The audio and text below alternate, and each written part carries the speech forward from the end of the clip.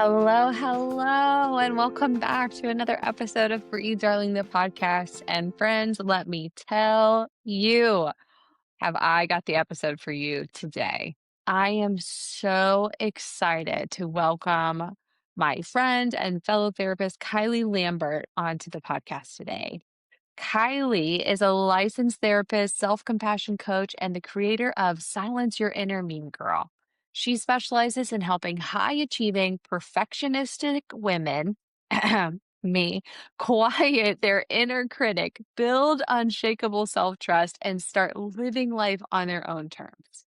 With nearly a decade of clinical experience, Kylie blends evidence-based practices with real, relatable tools that her clients can actually use in their everyday lives. Her approach is deeply rooted in self-compassion, emotional regulation, and letting go of the belief that your worth is tied to productivity or perfection. Outside of therapy sessions, you can find Kylie reading a thriller novel, building Legos on a slow Sunday, or enjoying a cozy night in with her husband and a good cup of coffee. She believes that healing doesn't mean changing who you are. It's about learning to meet yourself with curiosity instead of criticism so you can live the authentic, peaceful life you crave. Kylie is licensed to see clients virtually in North Carolina and Florida and is able to take coaching clients from all 50 states. Guys, when I tell you that Kylie is the real deal, I mean it. She is a gem of a human being, one of the kindest, most decent, most understanding and compassionate people I know. And who better to talk to us about self-compassion than Kylie? So without further ado, I bring you Silencing Your Inner Mean Girl with Kylie Lambert. It's official. Hey, Kylie.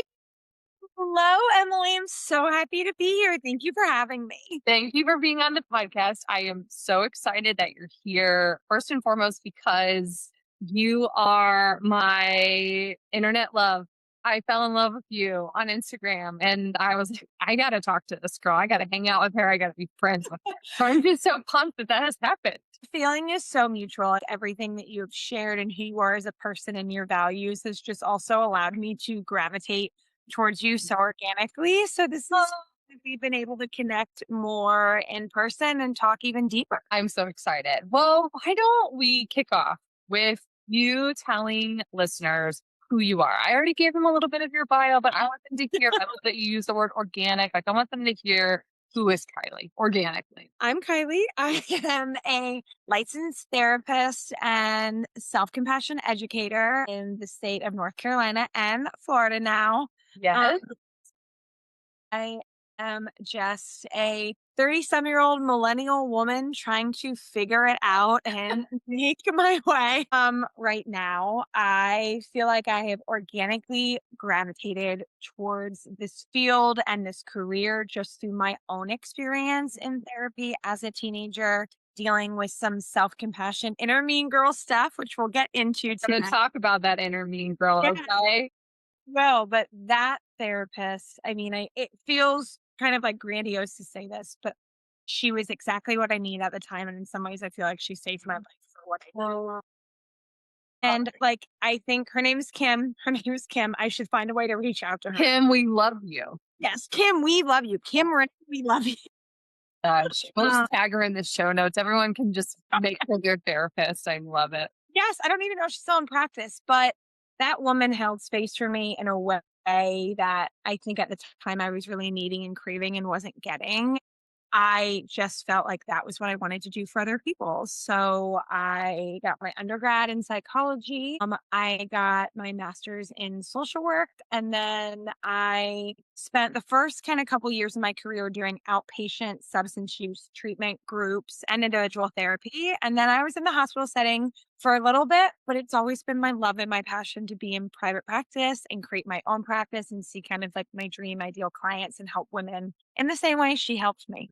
Love it. So do you specialize in working with other millennial women specifically or just women in general? I feel like women in general, I do feel like a lot of my caseload or the women I tend to connect with the most are those millennial women. I'm very much relational like therapy. So I want to help clients feel comfortable and build a relationship, and having that relatability, I feel like always helps.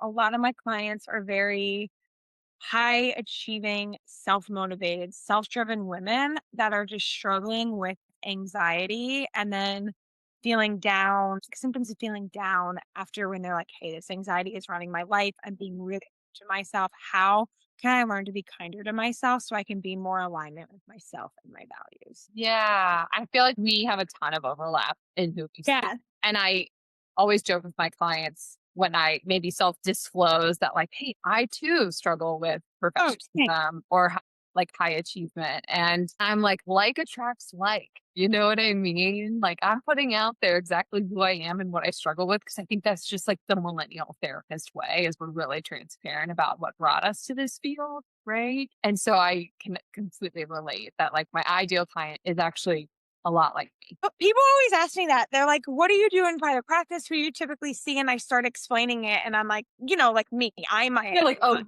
client. okay.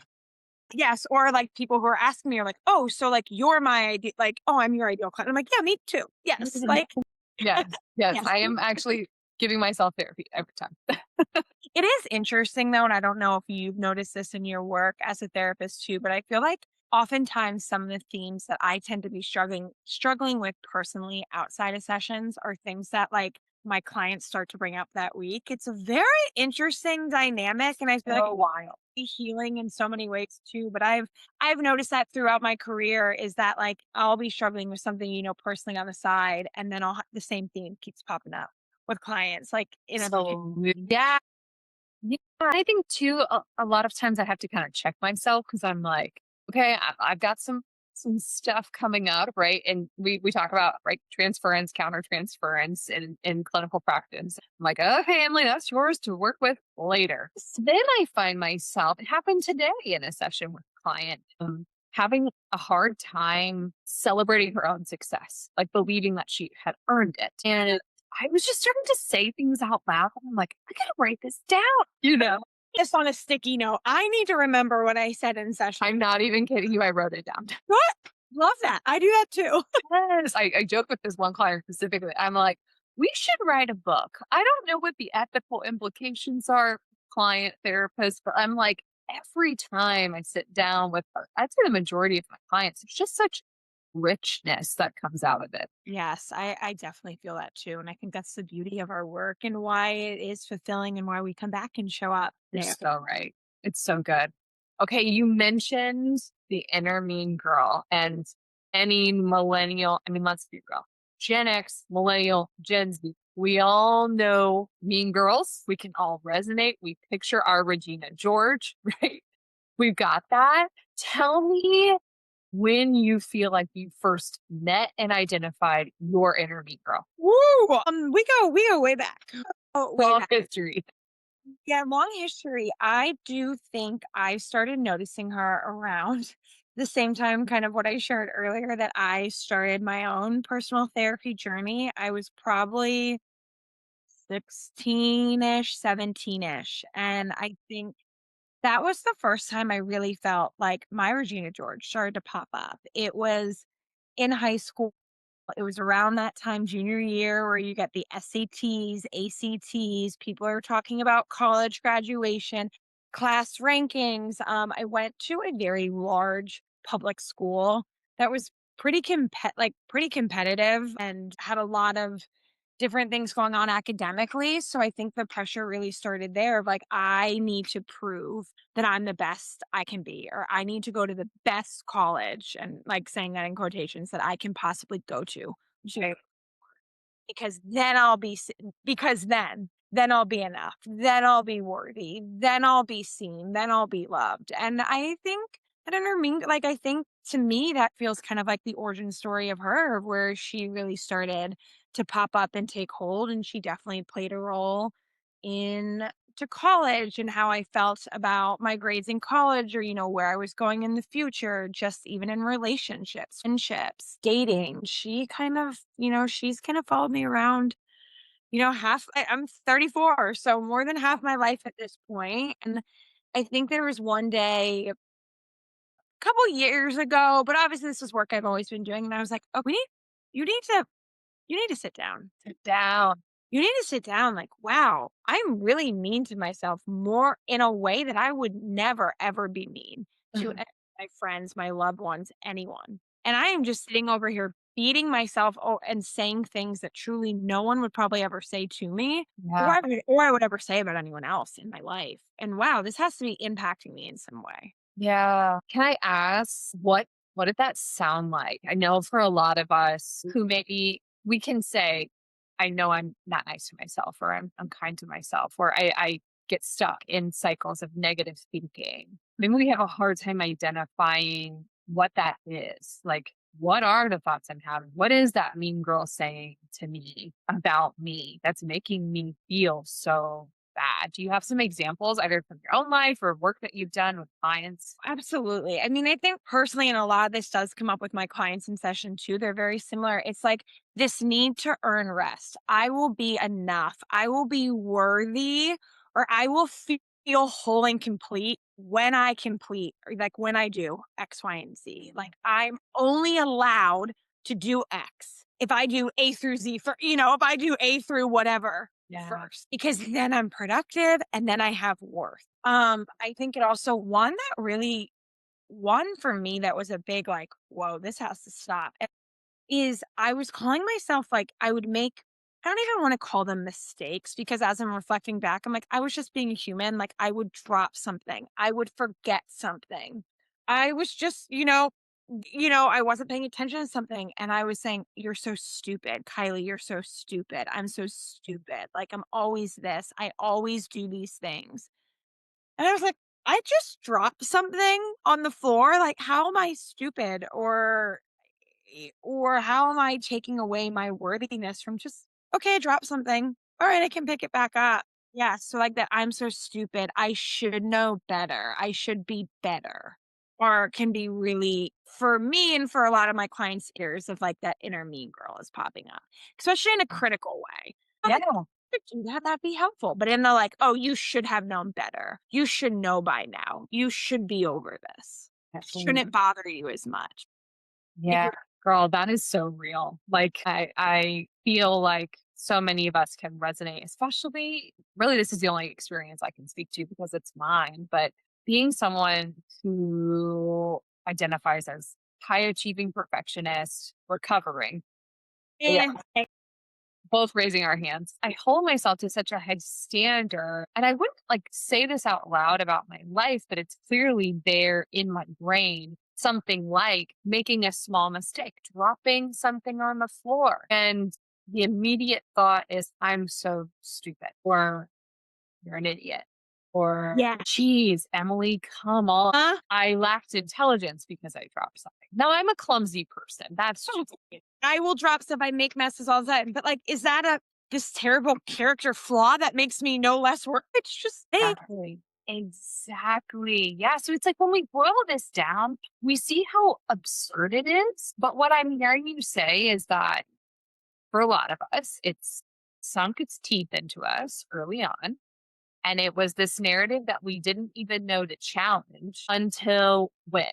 Is there something that you see in practice, like a turning point, a tipping point when people are like, oh my gosh, I can't live like this anymore? Find it or I've noticed that when clients are like get to that point of I can't live like this like more, it is just the way that I describe it or the way I visualize it, because I'm very visual, it's like they're almost like this animal that's kind of like put their needs aside and been backed into a cage. Like, okay, I'm gonna make it small. If I'm as small as possible, no one's gonna see me. No one's gonna see me. I'm just gonna put myself in the corner. And then they've just been backed into a corner so much through it's coming out in this like people pleasing, not identifying their needs, putting their needs aside. And then finally, it's just like, I'm so sick of it. I want out. I can't be pushed in this corner anymore. I'm going to explode. I'm going to fight back and I want something to look different. I feel like it's oftentimes people are coming to me when they're like, I realize I'm so bitter, resentful, angry, and I don't like those emotions. And those aren't in alignment of what I see with myself. And something's got to change here. I Yeah. don't recognize who I am anymore because I'm feeling all these really uncomfortable emotions in situations, whether in relationships, social settings. Mhm. I don't really like how I'm coming off. Yeah. Yeah. I put this all away and I feel like there's no room for me. Yeah. Oh my gosh. Put this all away. There's no room for me. Even when you were saying that, when it comes out in certain situations or relationships, like I've often found for myself and clients, it's the people I feel the safest with that I feel like I kind of unleash, right? Yeah. Because Yeah. what I spend most of my day suppressing, acting like I don't need anything. I'm fine. This is fine. And then I break down. I mean, you described what bitterness, resentment, anger. You see it in rage, especially in moms, and burnout in the professional workplace career setting. And it's so fascinating, I guess, just trying to understand like the origin of that, which I think can be different for each person, but we both come from a social work background, right? So I'm thinking systems, right? Yeah. What systems are in place that keep us feeling like there's no room for me? I have to be as small as possible. And it's not until I'm backed into a cage in survival mode, fight, flight, freeze, fawn, that something happens. I either collapse with Yeah. chronic illness, Yeah. I fight back. I continue to people please, or I run away. Yeah, it's a lot. It is a lot. And I think even just figuring that, like getting to that point of like, okay, this is what's going on. There's some awareness. There's some kind person inside of there that's like, okay, like we don't have to do these things anymore. That starts to come up when we get in that survival mode. That's like, Yeah. how this to be different. What is it like for you when you're working with a client? Or I know you mentioned you also work in self compassion coaching, which is beautiful. I want to hear more about that. But what is it like for a client when they finally name what they're experiencing? When they name, I'm bitter, I'm resentful, I'm angry, I'm burnt out. What kind of comes out of that? I feel like it's this very raw, real moment where I always notice clients like pause in the session and really feel the weight of the emotion. I feel like when they name it, it's sometimes the first time I think they are truly like somatically. And what I mean by that is like, not only are they naming it, which is really important to process, but they're like actually feeling it in their body. And it's almost like I notice like a demeanor change. It's like their shoulders kind of like sink. They kind of take a pause. They're like, that's what this is. Like, I feel this in my chest. I feel this, like, when I really identify it's this resentment, bitterness, either I feel it in my chest, and this is kind of how I experience it. I feel it in my gut when I say that. I feel like there's a very, like, reconnecting with their body type of experience of, like, okay, this is what it is. And wow, this is what I've been carrying. This is what I've been feeling. And I've been so out of tune with myself, with my needs, with my body that I haven't noticed I've been carrying this around for a long time, but when I say this and identify it, oh, I also start to feel it like energetically in my body. Yeah. Wow. Wow. Does that tend to move people to action? Do they need to sit with that? I mean, I think obviously it just depends on the person. Yeah, I think it does. I think sometimes it is just like sitting and I have clients kind of walk me through like, okay, where are you feeling it? What does it look like? What does it feel like? What shape? Like, how does it feel to sit with this? Like also letting them know that they're not alone. Like I'm with you. This is safe to explore this here. Sure. Like you're not alone feeling this. I think sometimes that, but I do think there is this more often than not with it's like, oh, I get it now, and now I can do something. Like there is a little bit of that, like taking the control back, like, okay, this is what it is, and wow, this sucks to sit here and admit, hold the Yeah. mirror and this is what actually I've been carrying. Yeah. But in some ways, I think it is kind of relieving for them to be like, okay, this is a data point, and now it's up to me. Like, now I know what to do with it now. Now that I correctly identify it, I feel like one, I can be more compassionate towards it because I know what it is now. It's not the scary thing. And then it creates this action of like knowing this about myself now. What do I need to do to support myself so I don't carry this emotion around, whether that means going for a walk, taking more time to reflect on things, or does that mean setting a boundary with someone in their life? Does that mean working on communicate their needs? But I do think it does move more people into action. Yeah. Yeah. You're doing like such important work. I'm really excited to dive into our other questions because I think there's a lot there. So we talked about you being a self-compassion coach, and it sounds like these things go hand in hand. So tell us about self-compassion. I know So, it can almost have like a buzzword yeah. to it. So like tell us what it actually is. So self compassion, at the very core is like the same kindness that we extend other people, that we so typically, I mean, not freely give to other people, the thank yous, the please, how are yous, that kind of tuning in. It's how do we give that back to ourselves? So self compassion is the act of being kind towards ourselves while also admitting like the things that we're going through. I don't mean this in like a toxic positivity way, because I think when I start saying self compassion, people are like, okay, you want me to stand in the mirror and say, like, I am beautiful, I am worthy, I am enough. Like, you want me to create this positive affirmation where there's nothing wrong with that. But I'm like, no, I want you to actually practice. So it's a practice. And it's not something that always comes naturally, because I think when we think about just how we've been conditioned, again, back to that, like, okay, you're nice to other people, you say please, you say thank you use, but no one's ever said, oh, yeah. And by the way, that same kindness that you're going to give to everyone else and the thank yous and the pleases, give yourself that same. I hope you talk to yourself the same way that you talk to other people. We haven't been taught that. But so it's a practice of showing kindness towards ourselves in spite, I think, of our flaws in a way. I hate using that word, but just like in spite of the fact that we're human and things don't always go as planned. Yeah, yeah. Like, how do we show ourselves the same support and grace we often give other people to ourselves? And I think that's where I kind of came up with this like inner mean girl term, because I think self compassion, people are like, okay, like I kind of get it. It's buzzwordy. It kind of reminds me of something like self care. So you want me to like take care of myself. But I was like, no, I want you to think about like how you're speaking to yourself, because I think it does start with this internal dialogue or inner critic, which, I call an inner mean girl, because I think, like you said, especially for millennial women, Mean Girls, like that is a movie that people know. Like immediately, Yeah, you're like, Regina George. She's we like, know. oh, We know. I'm a mean girl. So it's like, it's basically like, how do we practice getting that inner mean girl to turn into someone like who is a lot more softer and kinder to us and more supportive, instead of someone who's fighting us all the time or picking us apart or making us not feel as great about ourselves.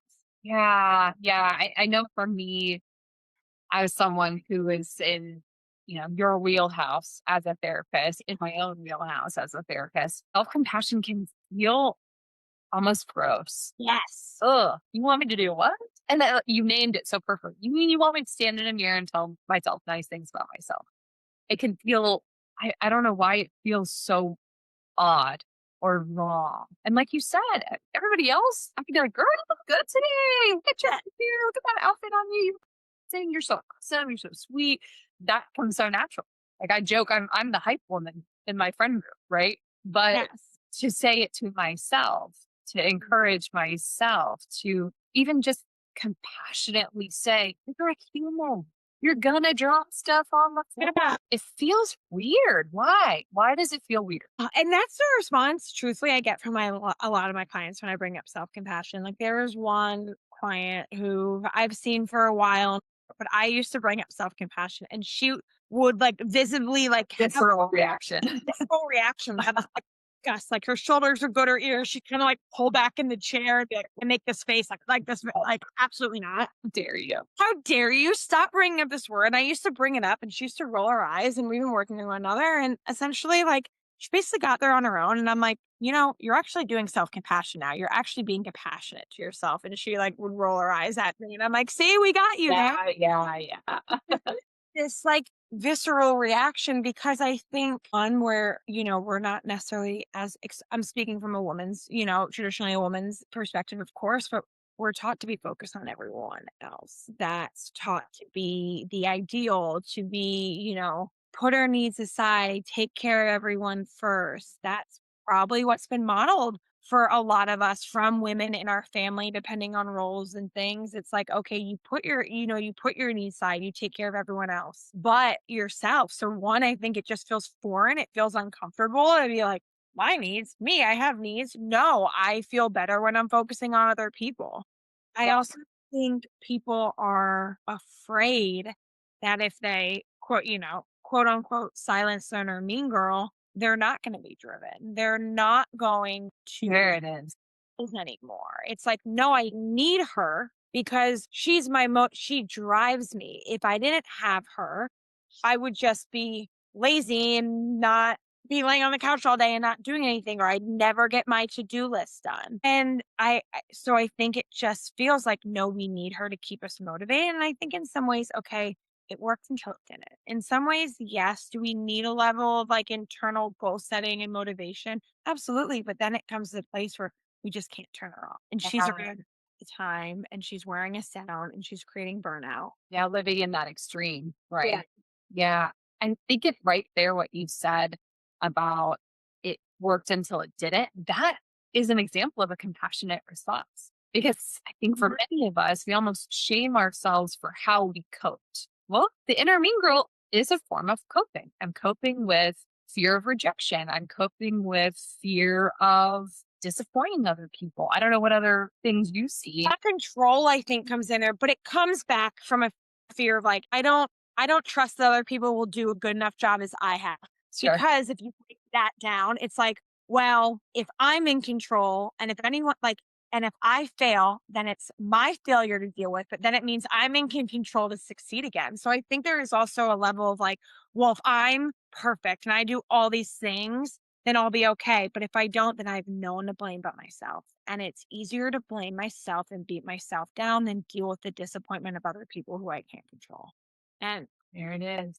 Do you think too there's under it is I 100% am recovering still from, well, if I don't do it, it won't get done right.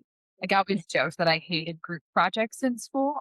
And I was like, just let me do it. Guys, just let me do it. Everyone will get an A. It'll be fine. And that worked for me. One, I think because of control over, I don't know who will be disappointed in me. yeah. And how will I look if I trust somebody else to do work and they don't do it? Mhm. And I think at its core, it sort of comes down to like, I'm on my own. Freaking quote Taylor Swift, like the millennial that I am, you're on your own, kid, you know?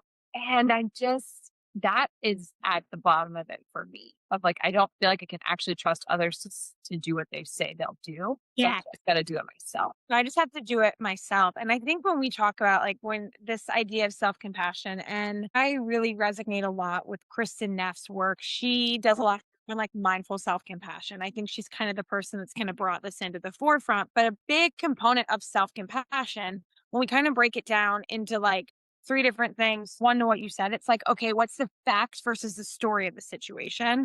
The facts is, okay, I want to do this group project because I want to guarantee that I'm getting an A versus my group members aren't as smart. So let me just take it on because I'm the only one that's capable. But I think what you said about being alone is oftentimes our emotions feel so alone and isolating. We feel like we are the only person in the entire world who is experiencing what we're experiencing. I mean, it's valid in some ways because of just the intensity of our emotions and things, but we often forget that other people have probably experienced the same thing in a group setting. You talking about that, I'm like, "Oh my gosh, yes, that was me in a Same. group." And a big piece of like responding to yourself self-compassionately is kind of adding in this like common humanity piece of like, okay, yes, this feeling is intense because like I don't like this, or this feeling is intense for me, but what do I know? Like other people have made mistakes. Other people are going through this. If I bring this like worldly view back, I'm not the only one in the world that's been disappointed, rejected, or let down. Does it suck? Yes. I'm not negating that by any means. But I think we big thing of the self-compassion is like, "Oh, I'm not alone. Not alone. Yeah. I'm not the only one who's felt this way. Yes, I don't like this emotion, but it doesn't mean that I'm the only one who's ever felt this. And it doesn't mean it's on me to fix it." Yeah, so I imagine that feels like an antidote to that in Mean Girl is actually a community, like being with other people with similar struggles. Like I could see this being a really positive, like group therapy or support group kind of topic. Uh, It's funny you mentioned that because I've kind of been thinking Are we about toying with that? going with it. It's scary because I'm putting myself out there, in a way. But I think there's a lot of people who, once you start getting people in the room, I think that's the benefit of group therapy just in general. So people are like, oh, yeah, I had this experience. Groups work because people don't feel alone. They have a sense of community and engagement. And I think a lot of the women that I work with, they're very much internalizers. They're keeping their things to themselves. And when they try to, we talk a lot about self compassion with a little bit of vulnerability. When they start to like lean in up to that vulnerability a little bit, I feel like self-compassion does become easy for them, or they kind of can understand the practice a little more. I love that you state it, you house it as a practice, right? The practice, yeah. Like how we practice mindfulness or yoga, right? It's not something we're ever going to perfect, but we will No. practice.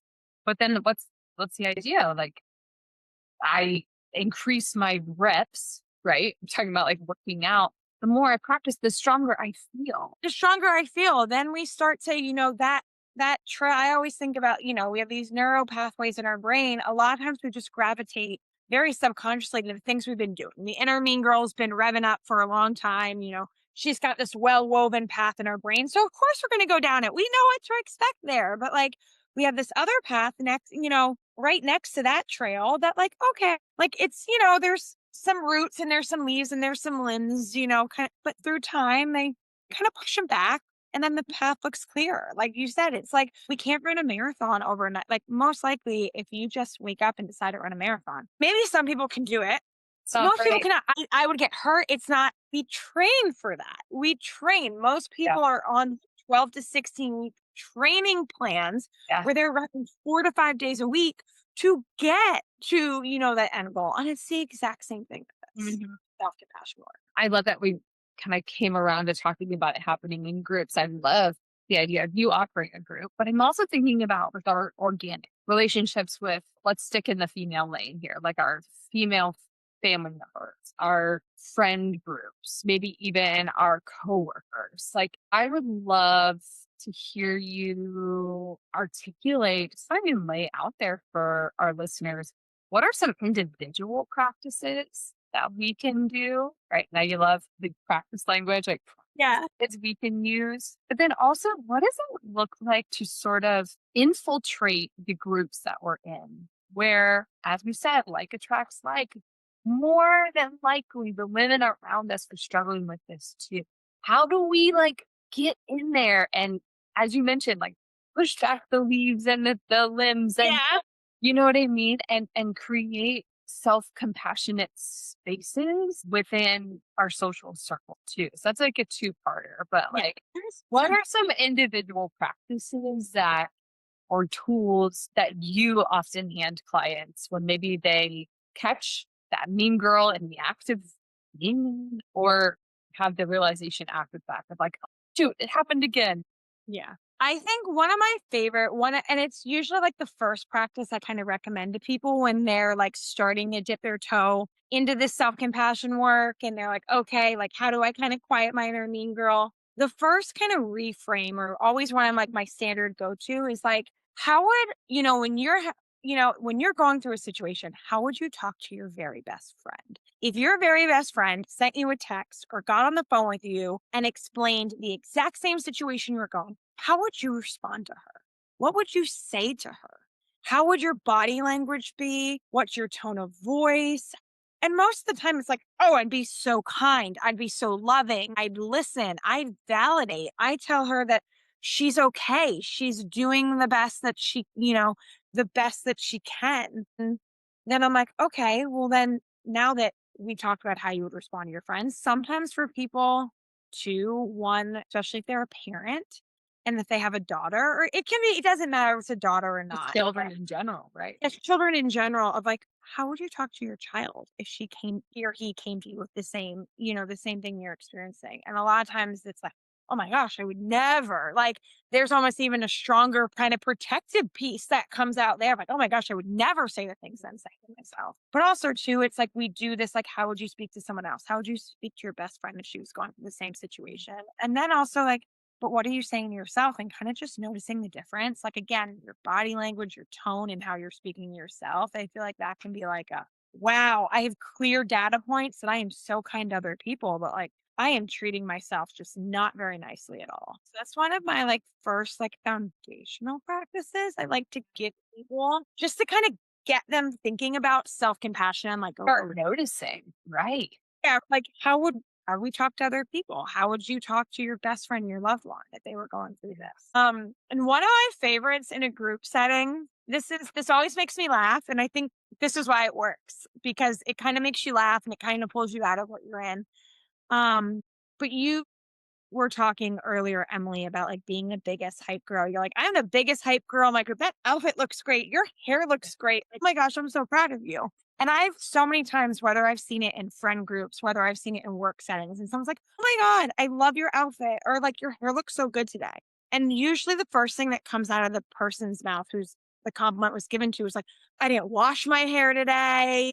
Like I've had this skirt forever, or like there's always a reason to like push it away. Girl, I'm laughing because, like, yes. Yes. I mean, I Yes. see it earlier today. So I've started like this is silly, but this is why how I explain it, and it gets people to laugh and you start to pick it up. But I have been trying in those situations, like when people, or even if I'm in a situation where I hear someone give a compliment and, the person's like, brush it off. I'm like, don't crumble your cookie. And where I get this analogy from is if your best friend, let's just say she was like up all night and she came to you and she was like, Emily, I made the best cookies I've ever had in my entire life. I would love for you to try one. Most likely, what are you going to do? You're going to accept the cookie. You're going to accept the treat. Most likely, you're not just going to take a cookie off her plate and just crumble it in her face and be like, I don't want it. No, you're going to accept the cookie. You're going to accept the treat. So as a fun way, I'm like, don't crumble your cookie. Like, don't crumble this nice little treat. So obsessed with that.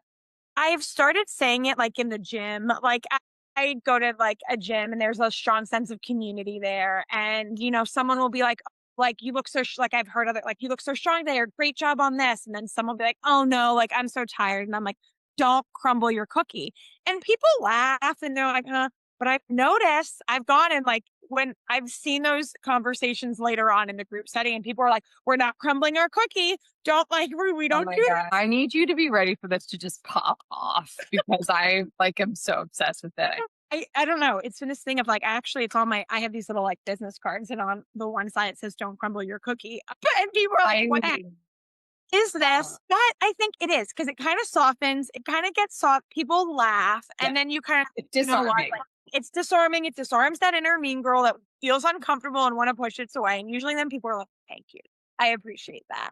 Mhm. And so, like, even that can be, I mean, we're talking about that in a group setting because you can say the don't crumble your cookie thing to coworkers, friends. But that's also another practice I just weave in is like, pay attention to if you're giving compliments, like how you respond to them, and practice for the next week saying, thank you. I really appreciate that. Instead of like, like, because at this point in our lives, like, truly, people do not have to give us compliments. People, if someone says, hey, you crushed that workout, or I really like your leggings, they look so cute, or like, oh, I love your sunglasses.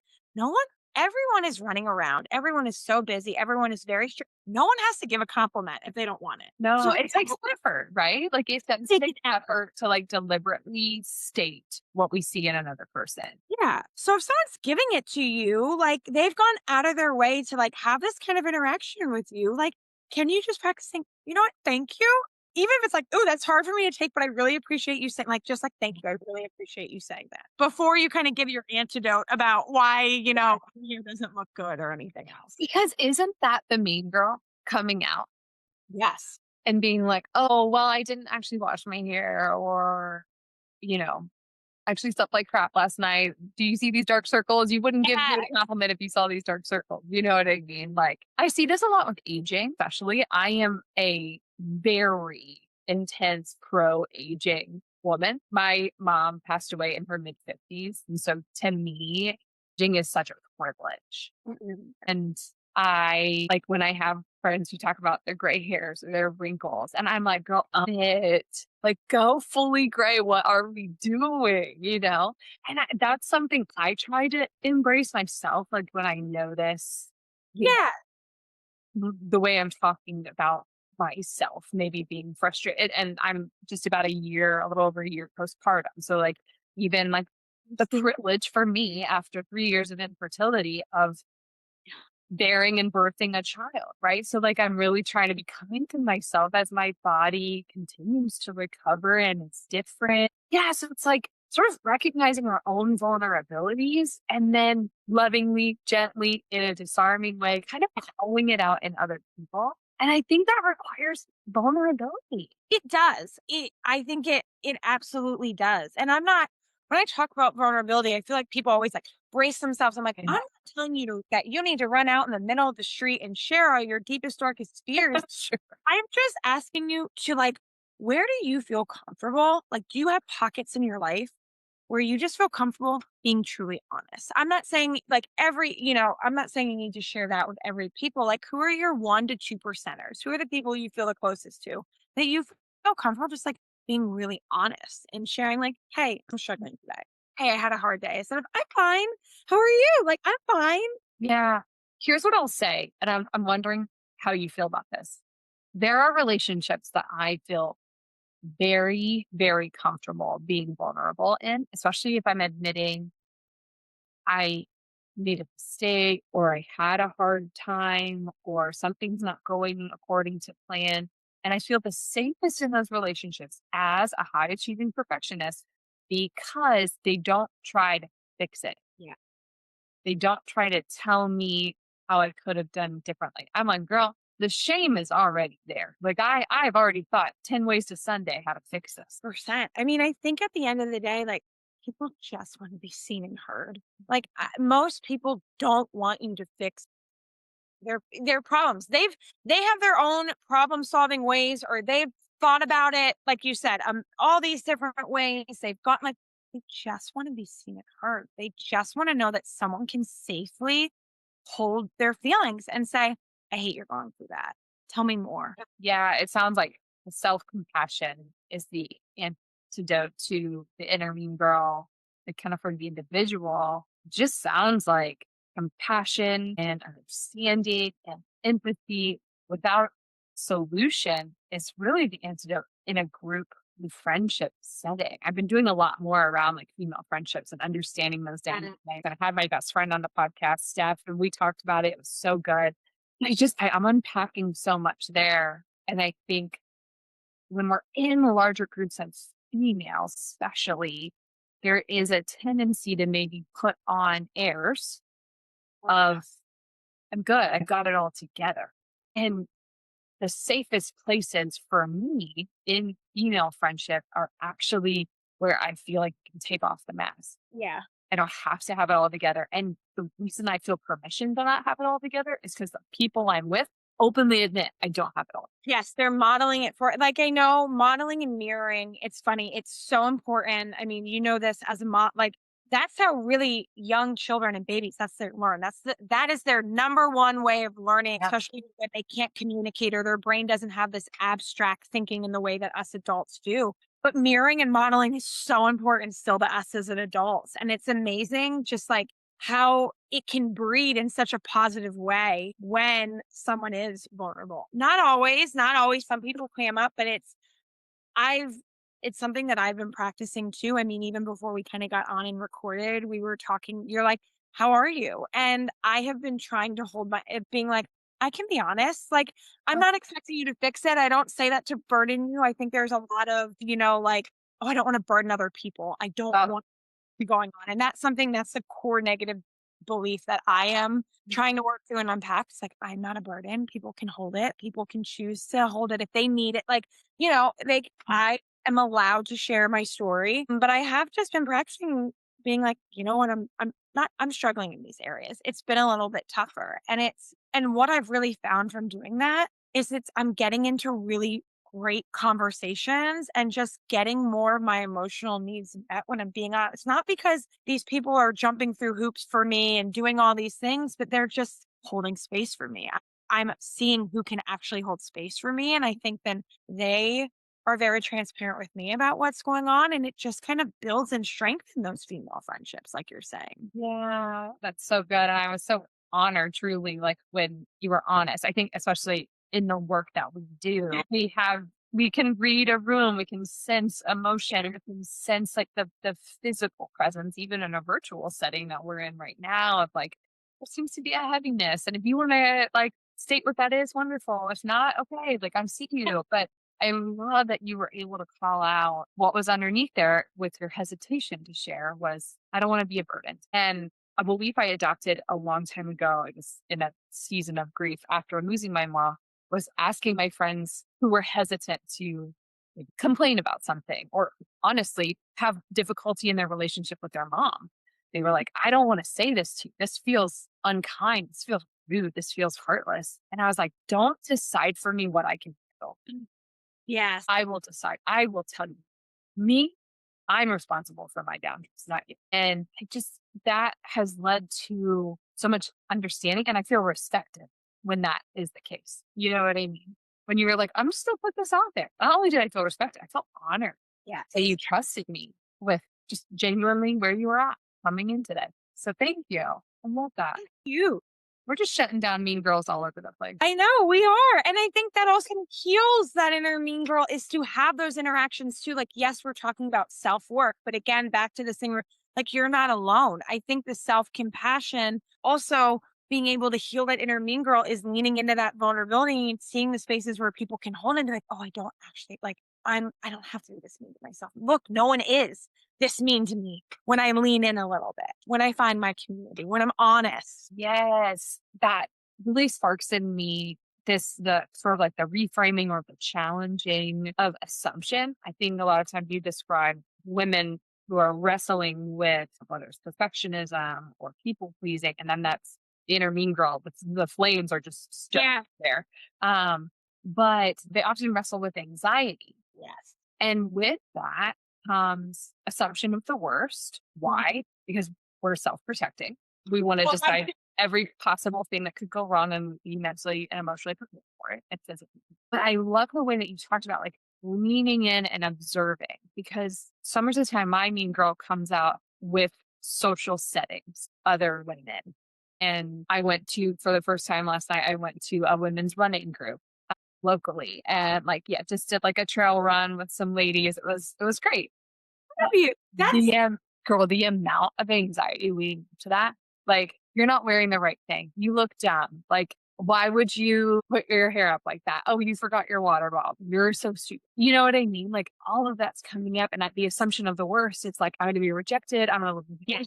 I got the time wrong. Nobody's going to talk to me. Like, all of that. So we sort of build up these experiences to be awful. And it sounds like behind all of that is not actually the people on the other side. No, it's us. Like it's us. No, obviously it can be the people on the other Yes. side Yeah. if they're jerks or right, So, whatever. but it's keeping us from having like real authentic relationships because we're in our head assuming the worst. So I think we can sometimes come in with a negativity bias. So you're saying it's very easy to overanalyze and be very and not be present when we're just running through, oh gosh, what did I say this? So she said this, how am I coming off? And it's allowing us, it's keeping us disconnected, I think. I think that was a big thing for me now that we're talking about this was like my inner mean girl was honestly just keeping me very disconnected from home.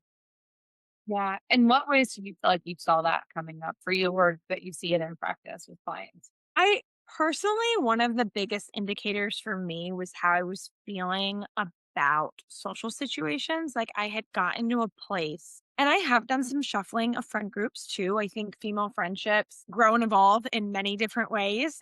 There are seasons.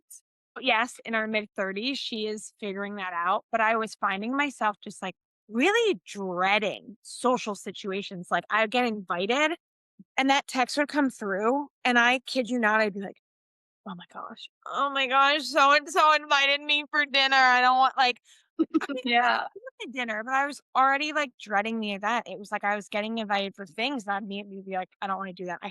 I don't want to do that. Stop inviting me. Stop reaching out. And I wasn't also like initiating in friendships either. I wasn't reaching out to people. I because I didn't wanna have to deal with that inner mean girl, and that inner mean girl was so loud all the other days of the week that I felt like I didn't have the capacity to Sure. go be social and spend time with people. Yeah. I wonder if how many of us haven't even named it as the inner mean girl. We just call ourselves, I'm an anxious person. I mean, yes, because I feel like that one, I not that it feels more acceptable, that's not the right word that I'm saying, but it feels more, like, comfortable. We may identify with that word. You know, we have thousands of words in the English language to describe our emotions and Mhm. describes our feelings. And what do a lot of us do, myself included? It's like we default to the same 5. I'm anxious, I'm unhappy, I'm sad, I'm angry, I'm happy. And it's like, okay, there may be some anxiety, but usually, like, if you really tease it out, it's fear. I'm afraid I'm gonna be disappointed. I'm afraid I'm gonna go to this event and no one's gonna ask me about me. Then I'm gonna leave feeling rejected and disappointed and feel like I'm not seen. So it feels like it's anxiety. We're like, oh, I'm just anxious. I'm not gonna do this thing. But it's like, okay, but there's usually the secondary feeling that's kind of underneath there. Yes, absolutely. Yeah. Yeah. I always talk about like the big four, right? Sad, angry, happy, scared. And people really feel like they can only identify those. But then when we dig a little bit deeper, we're like, okay, there's something else under here. What is it? I think that's the beauty of therapy, the work that we do. I know we both have done our own work, maybe are still in the process of doing our own. Oh yes. I think we're all just works in progress, but is that therapy is a space to sit and have awareness in safety, right? Without judgment, where you just sort of like the light bulbs are coming on, or it's like, oh, I never thought to name it like that. I just thought those were thoughts in my head and that's who I am. Yes. Not that this is actually an inner critic or an inner mean girl. Oh, okay. So I don't have to listen to that. That's not actually who I am. Who am I actually? And then we start doing, right, some sense of self exploration and values exploration. And we get to actually inside, I have dreams that I want to pursue, but this nagging voice is holding me back. Right. And so then the work that you do coming in, helping them either silence that inner mean girl, sometimes befriend that inner mean girl. Like, get curious about her. I think the more that I've done this work, I think it started out as like, okay, we're gonna quiet her. But now I've kind of moved it like, let's learn about her. Let's gather data on her. Let's understand her. Let's like understand her so we can find a way to kind of move through it and be like, okay, I don't need you right now. I can put you like I can put you Yeah, it's back to like it serves a purpose, and maybe down. that's Yes. outdated now, or that's not needed. Go take a nap, girl. Oh, I love it. I love all of this so much. Just shifting gears, because I feel like this is has been continues to be a pretty hot topic. But how do you feel like social media, and both of us have a presence on social media when Yeah. it comes to therapies? I'm sure we can discuss from that perspective, but even just like from the overarching societal, cultural perspective, how do you feel like social media is fueling some of this self comparison, perfectionism, inner mean girl ish? It's like, and as someone who has a presence, it's like I love and hate social media, right? Obviously, I love it. I'm engaged. I think there's something beautiful about the sense of community. We found each other through it. There are Hello. lots of positives in staying connected to people, but I do feel like the flip side is it has opened up the door for that comparison. And I think that inner mean girl to get really loud, especially because for the most part, it is a highlight reel. People are most of the stuff that people are choosing to put on there, and this isn't a fault to anyone, is like the exciting moment, the 1 to 2% of their entire day or their entire life, the vacation they took, the time that they had a quiet morning and it's 10 a.m. and they're at a coffee shop with a cute lots. Like we're seeing, these snippets of someone's day and that's all we see. Our brain can't say, "Well, we have no idea what happened outside of there." All we're seeing is like, oh, they're at a coffee shop at 10 a.m. So they must not have a stressful job and they must have nothing, they have nothing to worry about. We're seeing it. It's like we're seeing the very tip of the iceberg. We don't know what are all the other things that are leading to it, especially when you have things that I'm a sucker for them too. And I love home accounts and those like all the TikTok videos of like all the aesthetics and having all these like perfect little things that all match. Like I think and they're getting tons of likes, right? So we're seeing that. Obviously, we like the content and we're like, I can only be likable or worthy if my home or my things also look like this too. So I'm gonna grab at this thing because if I have this thing, then it makes me seem more put together. Not that you can't like things of a natural, like I like my home in a certain state too, but I do think it's really made the comparison game harder and it's sometimes doesn't always help the inner mean girl, especially when you're having a day that has felt hard or has just felt really sticky and you get on. And what are you seeing? You're seeing that usually those 1 to 2% of people's life and your brain can't always immediately discern that. All you see is everyone else is living the best life but me. Yes, it's on those days when we're feeling particularly steeped in the mean girl narrative that I think we're vulnerable to reach for that. That Why? Because scrolling feels like an easy, mildly dissociative practice, right? Like I'm just going to, and what we use phrases like, I just want to take my mind off it. I just like don't want to think. And so we're just scroll, scroll, scroll. But what happens? We're actually thinking. Yes. The brain is taking it in. It's these sort of like, almost like micro thoughts. If we can even Yeah. call them that, where it's just like, oh, that's nice. Huh. Must be nice. Huh. I don't have budget for that. Wow, it's Yeah. what all my friends are hanging out without me. Geez, I'm gonna act like that's totally fine. No, it's great. It's whatever. Yeah. Look, she's got 10,000 followers and I've got 4. That's Yeah. okay. Yeah, I feel like we're working the same amount, but sure. But does that mean she can afford somebody to do this for her? What's that like? Yes. And Like on we and on don't and on and on and on. on. That's why you can't like typically, that's why they say don't look at your phone before you go to because your brain is on because whether or not you even though you realize yes, your brain is running. Your brain has thoughts about all the things that you're seeing. Even if it's like the cute puppy, you're just like, oh, that's a cute puppy. I've always wanted a dog like that. Your brain is still active and Mhm. making association. It's literally never off. Like even when we sleep, it is still on. Right? Our brains are processing. Yeah. Yeah. I mean, what do you think it looks like to reclaim kind of that internal narrative, especially right? Because I think we're all vulnerable to comparison to the people that we spend our day-to-day lives with, but now we're hyper connected and I think we're exceptionally vulnerable because I've got, let's say I've followed 500 people on my personal account. I've got 500 people lives in my hands that I can Yeah. look at and see and be like, oh gosh, how do we change that internal narrative? What does that look like? I think it can be trying to take like I'm not saying you need to get off social media or any of those things. I think it's just kind of like coming back to yourself and like coming back to our values. I think figuring out like, okay, how do I want to live my life? What's important to me?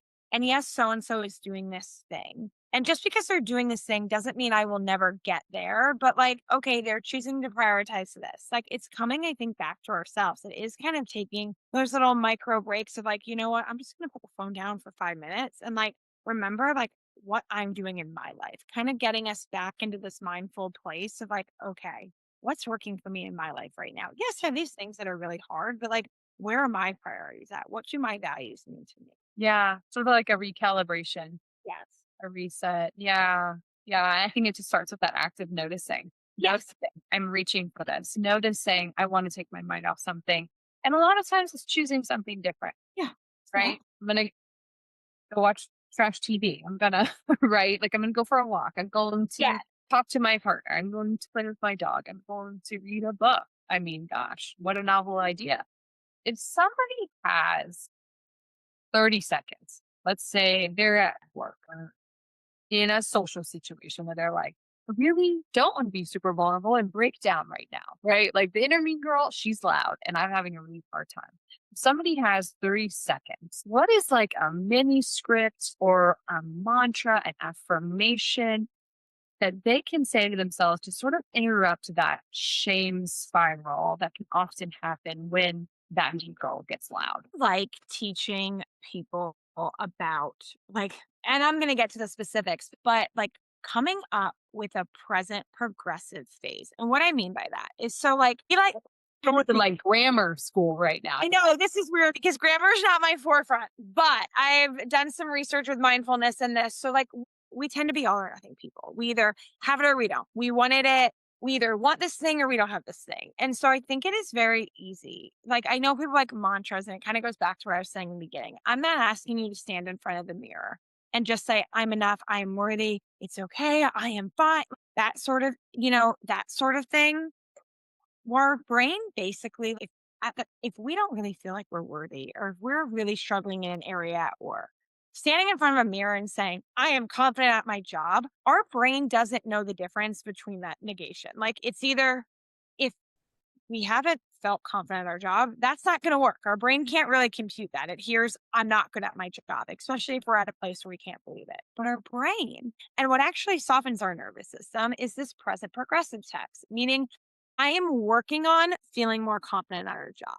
There's something about it, like giving yourself permission to say, hey, I'm a human and I don't have it all figured out, but I am working and trying to do this. So, like in a moment, one of my go to phrases that I give to people, because I find my inner mingle kind of revs up in social situations, is like, I'm working on letting myself know that it is safe to be seen. Mm. Or even like a level of like self-compassion. I call it self-compassionate touch. But even if you're like in the carpool line, you're in the car, like even if you're out to dinner, like sometimes if I'm feeling it's just like putting a hand over my heart with a little bit of pressure and like, whoa, you're feeling some things right now. Like that self-compassion, I think, is being honest about what's going on. Like, what are the facts of the situation versus the story? The facts are, hey, I'm feeling nervous in this situation because I don't know if people are holding my vulnerability. The story would be, I'm a burden and no one wants to hear from me anyway, so I'm not going to say anything. But it's like, okay, this is coming up. Like, I'm working on feeling more comfortable in social situations.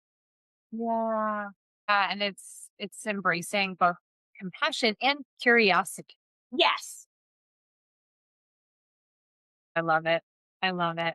Well, Kylie, if there was anything else that you would want our guests or our listeners to hear as a result of our conversation, you had to sum up in one sentence. This is what I hope people walk away with.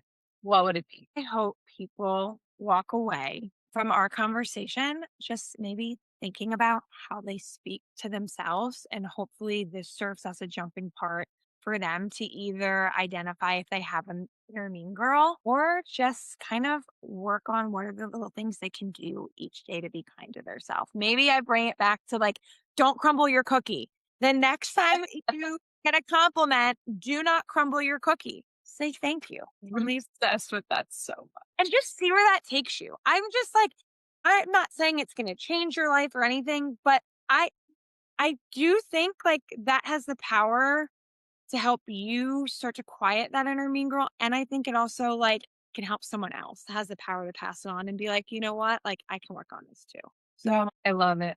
Well, Kylie, I've got a couple more questions, just our closing questions that we ask every single guest, and would just love to hear from you as Kylie Lambert. What is one unexpected way you've changed over the last year? I think for me, the way that I view myself and my perception, how I used to think about my body and all of that has changed the most this year. It's funny you brought up the aging thing. I think there's been some grief and loss this year. And I think there have been times in my life where I have been super critical of my appearance, how I feel like I come off to the world. And I think like really being proud of what my body has done and what it's carried me through has been really impactful this year, remembering what it's been through, what it's been able to go, how it's been able to do hard things, how it's been able to support me through all of this has been a really helpful mind shift for me.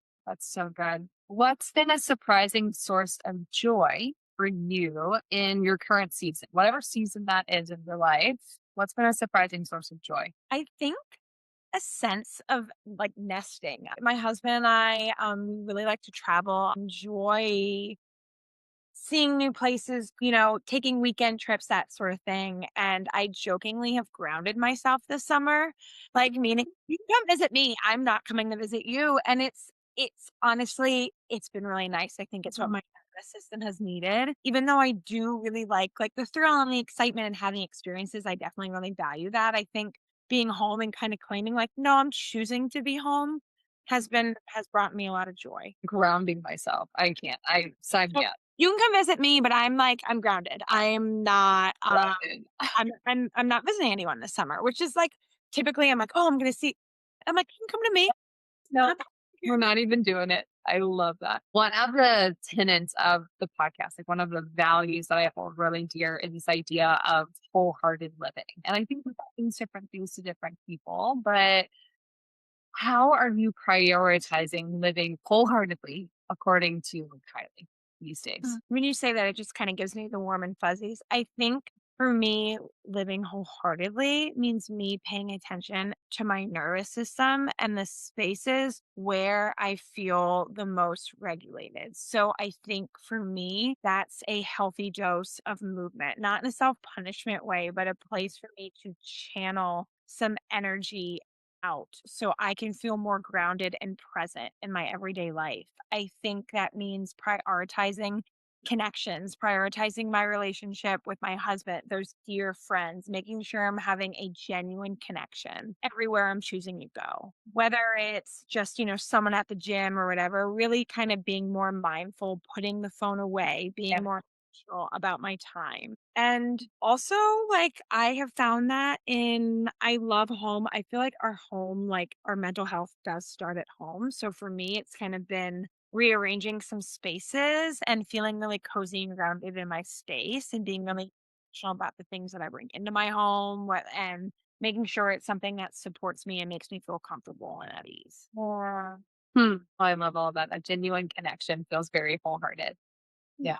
And lastly, what's helping you breathe a little easier these days? This kind of sounds cheesy, but I joke about this, and I talk to clients about this too. But like, honestly, self-regulating hugs from my husband, I joke about this, but like sometimes if I'm in between sessions, like I'll be like, "Can I have a self-regulating hug?" Just like a good long, like 5-second hug. Like I feel like he has been such a rock and steady point for me in this season of life. And so just something about having a hug and feeling someone just like again, this genuine connection, like this genuine, like, I care for you, I see you, you're okay, has been really helpful for me. Oh, that's so good. I feel You like love a good self-regulating. I want one of those right now.